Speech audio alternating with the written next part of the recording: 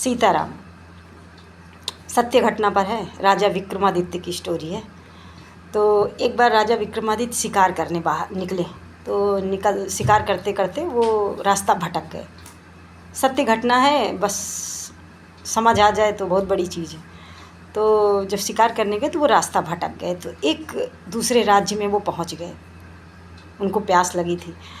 तो उन्होंने देखा कुछ लड़कियां जो है अपना वहीं बैठी जो है बातें कर रही हैं।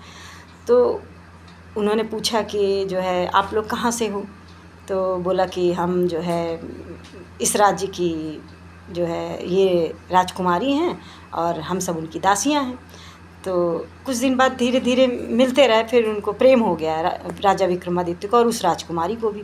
उस राजकुमारी की ऐसे करते करते 15-20 दिन बीत गए। तो उसके एक दिन बाद जो है राजकुमारी की शादी थी और उसके एक ही लड़की थी वो। तो उसके क्या हुआ कि सारे पहले के समय में जब शादी होती थी तो बहुत सारे राज्य के राजकुमार आते थे।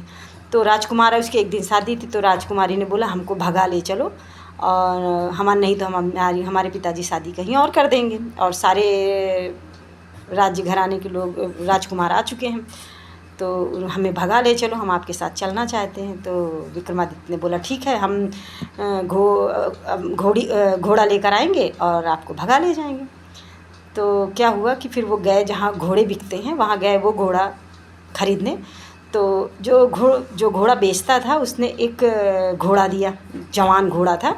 तो उसने बोला कि ये घोड़ा जो है सस्ता था और जो एक बूढ़ा घोड़ा था, घोड़ी थी, वो महंगी थी। तो उन्होंने बोला बल्कि जवान घोड़ा है वो महंगा होना चाहिए और जो बूढ़ा घोड़ा है वो जो है सस्ता होना चाहिए, क्योंकि जवान की ज़्यादा गारंटी होती है ना। तो बोला नहीं नहीं, ये घोड़ा जो है सस्ता वाला, ये जवान तो है पर इसकी माँ जो थी वो जब पानी देखती थी तो वो रुक जाती थी, पानी से डरती थी। तो जहाँ जहाँ ये पानी देखेगा वहाँ वहाँ ये रुक जाएगा। और ये जो बूढ़ा घोड़ा है तो ये एक बार आप बस बैठोगे और बोलोगे, जहाँ बोलोगे वहीं ये रुकेगा। तो इसलिए ये बूढ़ा घोड़ा महंगा है और ये जवान घोड़ा सस्ता है। अब उनके राजा विक्रमादित्य के माइंड में क्या आया कि जैसे वो राजकुमारी की शादी कल है, अब उसके राज्य में तो सारे राजा के राजकुमार आ चुके हैं। तो जब उस लड़की को अपने पिता के मान सम्मान की चिंता नहीं है, मान सम्मान की चिंता नहीं है और वो हमारे साथ भागने के लिए तैयार है, ये नहीं सोच रही कि अगर हम चले गए तो हमारे माता पिता का, हमारे राज्य का क्या होगा।